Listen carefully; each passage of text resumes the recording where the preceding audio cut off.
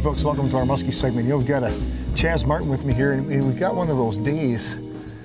Well, nothing's happening. No, man. there's no frontal activity. There's no wind hardly. I mean, we've just finally got a little breeze now, but you know, muskies.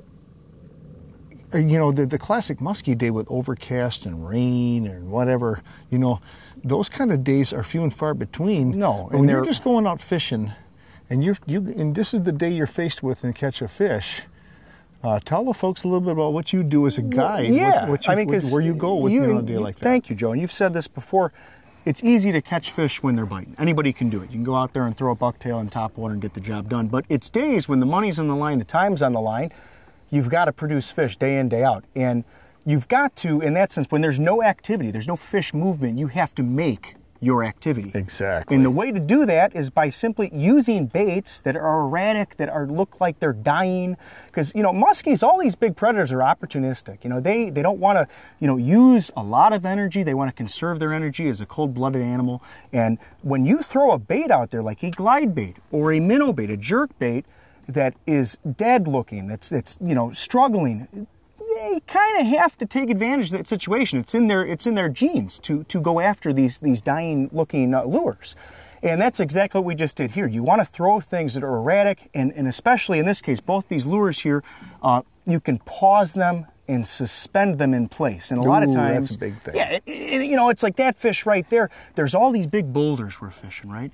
And the key with the glide bait here is to, you know, 1, 2, 3, 4, up. And when you see a boulder, you can swing it into a boulder and just let it hang there. And a lot of times that's when the fish, and again, because they're not active, they're not, you know, up high. They're not chasing. They're sitting down low. They're and when not they chasing. see that bait hang there, they kind of a lot of times will come up and just grab it. And those aren't chasers. Those aren't the top water bucktail, run and gun, winging baits 100 miles an hour. Those aren't chaser fish. Those are fish you're triggering by your technique. Exactly. And you know, and the other thing you could talk about here is that, you know, with these kind of lures, they're not as fast. You're not going to be covering as much ground. So fish spots, you know, slow down. Instead of fishing 10 spots today, we'll fish 5, and we're going to slow down. We're going to really work them well because we know the fish are there, and we know if we have a shot at getting one today, we're going to get it on one of these lures. And he did. Check it out.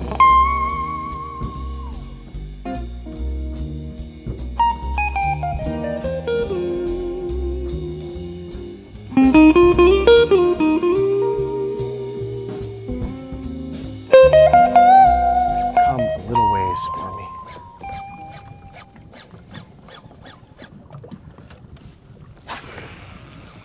Eating that burger was a big mistake.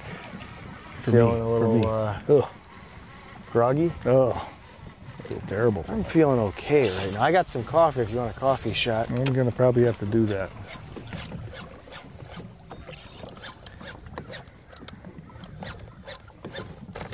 Oh, there you go. There you go.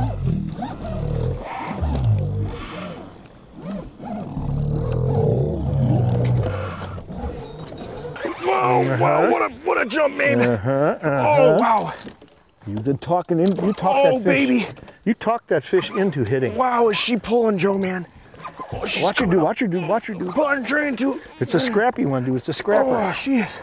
It's a scrappy. Oh, It's scrappy. dude. It's a scrapper, isn't it? Oh, God. Dude, she's scrappy, all right. Here she comes. If you can, no, she ain't ready yet. Dude. Dude. Bring her over here, dude. All right, Joe, man. Oh, we got it. That was a deep dipper. Did you see that? That was a deep dipper. That was a deep dipper. Dude, we got her. I haven't done a deep dipper in a while. That was a deep dipper. It was Joe, fun. what a great net job. Oh, my God. Hey, you were just talking about it. Folks, he says, I just need a scrapper. Just wanted to come up I'll and go pound 90. You it. got to give me 10. Unbelievable, dude. What was the deal? I'll go 90. What was that? I'll go 90. I'll come out. I'll fish. I'll drink my water and put my sunscreen on. But you just got to open your mouth. And I just needed some coffee. You just needed some coffee.